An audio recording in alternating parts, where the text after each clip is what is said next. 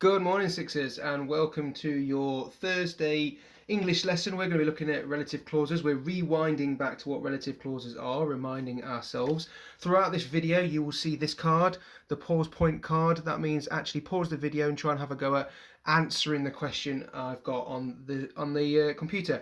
It might be the smallest question. It might be something I need you to work out on your notepad with your pen as well. Either way, just have a quick pause and try and answer it before I do. So we're going to start off with, we're going to rewind what a relative clause are. Relative clause. What is that?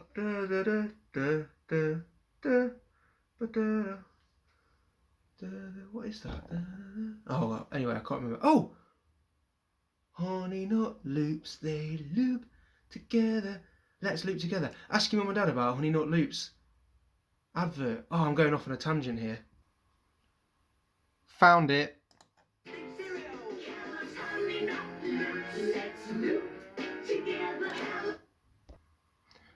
So, back to the lesson in question. Rewind then. What is a relative clause? Pause point, have a go. What is a relative clause? So, you should have answered. It's part of the sentence which tells us more about the noun, but it doesn't have to be in the subject, remember. It's part of something that, it's a part of the sentence that tells us something about a noun in the sentence, okay? So if we just have a look at this bit, we'll rewind again here. What a simple sentence is. This is just one main clause, remember. This is when you've got your subject and your predicate, or your noun and your verb, as we might know them, your namey bit and doey bit, if you remember in my class.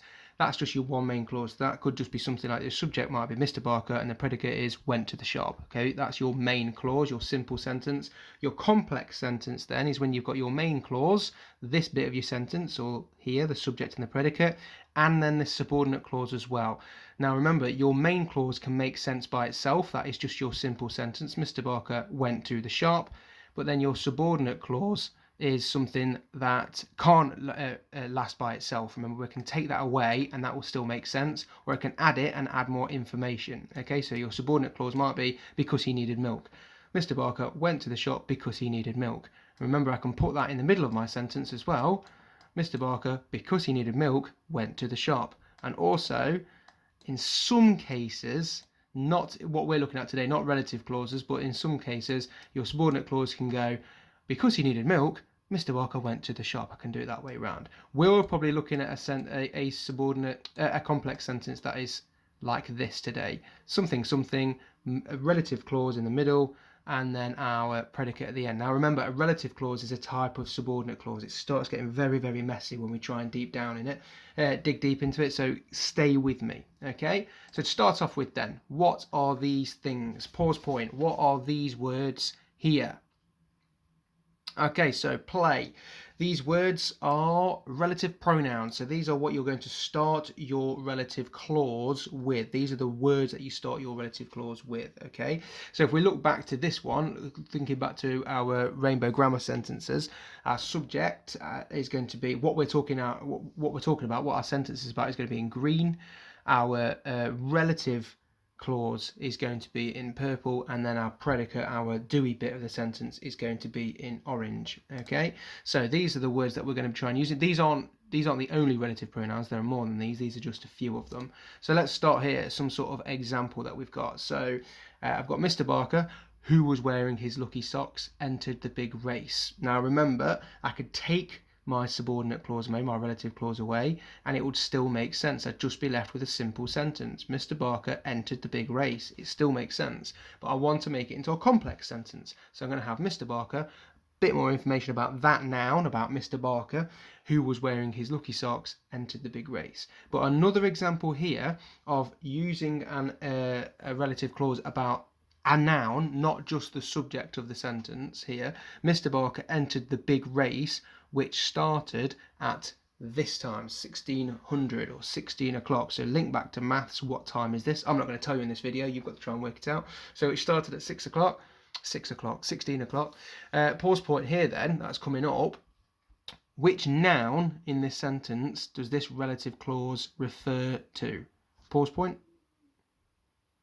Okay, so it should be, if we look back to it, it should be the noun I'm talking about, something started at 1600, or the big race. So that's still a noun. It's not the subject of my sentence. I'm not talking about the big race. My whole sentence is about Mr. Barker. So that's why that's in green.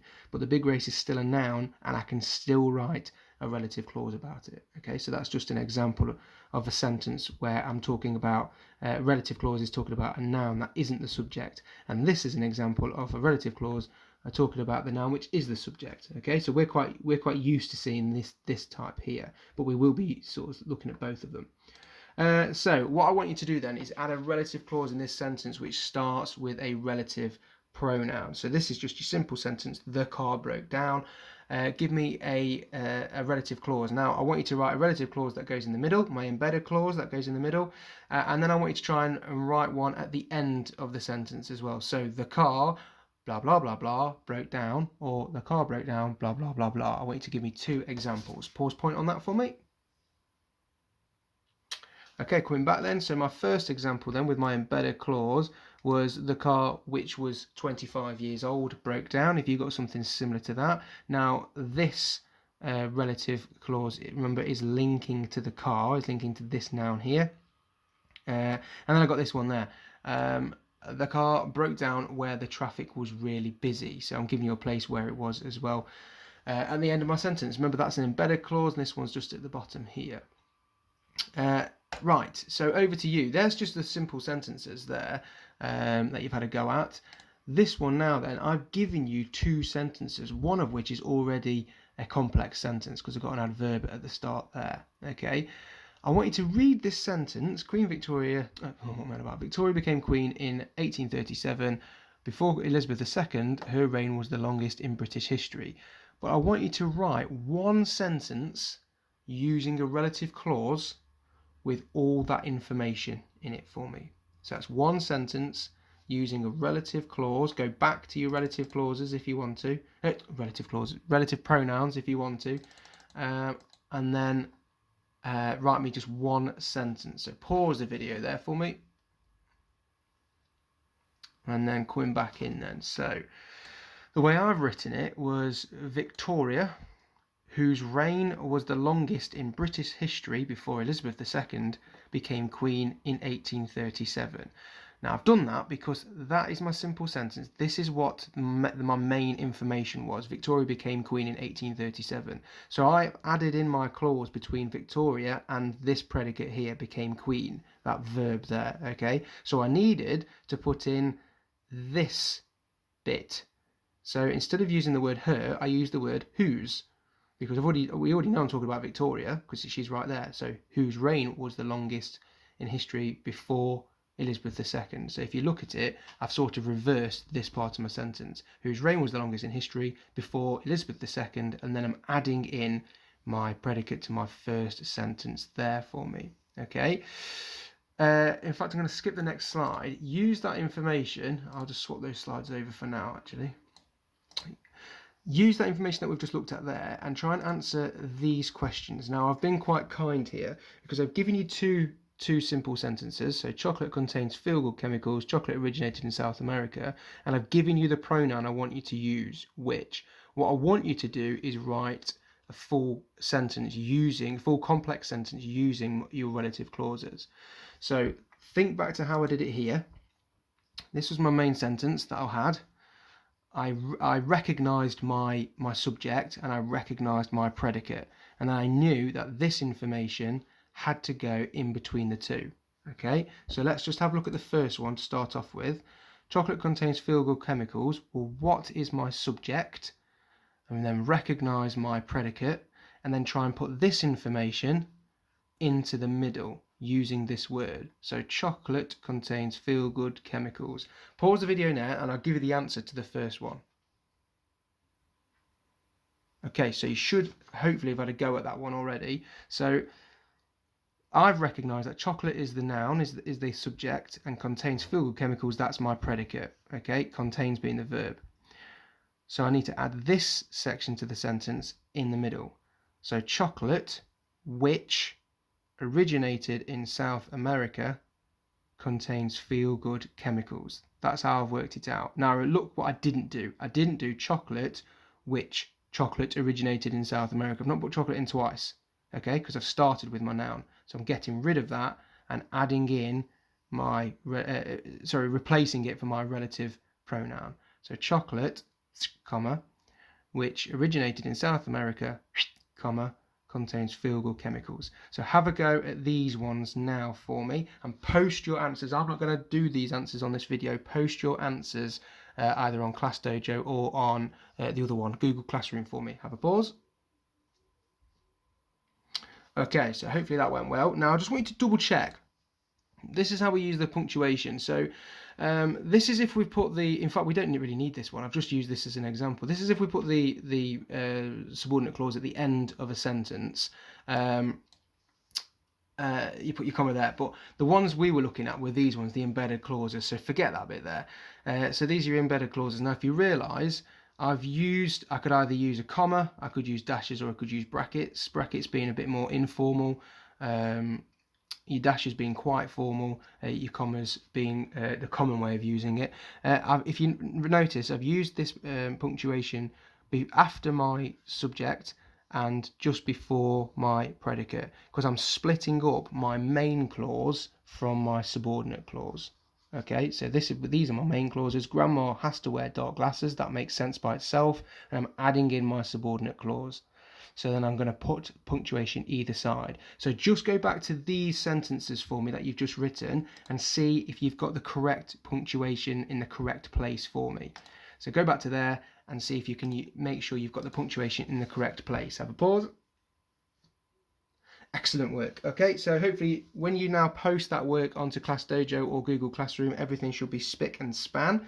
And then just to finish with then, this is a challenge to finish with. So what I want you to do, I've given you, this is sort of doing it the opposite way around now, because I've given you the complex sentence. The River Severn, which runs through several countries, is our longest river. So I've now recognised that that is the subject. This bit is the subordinate clause, my relative clause, because I've used a relative pronoun, and is our longest river is my predicate. What I want you to do with all these questions is rewind, so sort of deconstruct this sentence and build the two simple sentences that it came from. Okay, so I'll do number one for you in a second once you've paused. So pause, have a look at number one. The River Severn, which runs through several countries, is our longest river. Have a go at that and I'll give you the answer to that. Okay, so let's have another look. So I need to sort of deconstruct this sentence. Well, if you remember, if you go back to this slide here, what we did is we split up the sentence and added in. So what I need to do is take away the middle bit and put that sentence back together, and I'll have two sentences again. So look, the River Severn is our longest river. So those two pieces need to go together.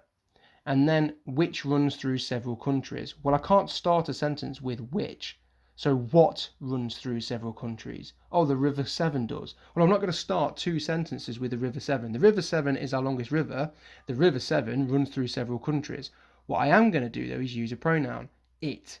The River Severn is our longest river, full stop.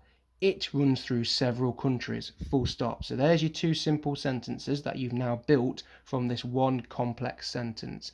Have a go at numbers 2 to 10 for me. The extension is pretty hard. Watch out for that one, okay? And again, post these answers onto Google Classroom or Class Dojo. That's the end of the video. Good luck with it. I can't wait to see your hard work. A few of you did some really good work before with these sorts of videos where I've asked you for the different sentences. I will give you feedback. If you really find something hard, ask me the question. I will give you feedback on it. I'm here all day. Okay, good luck.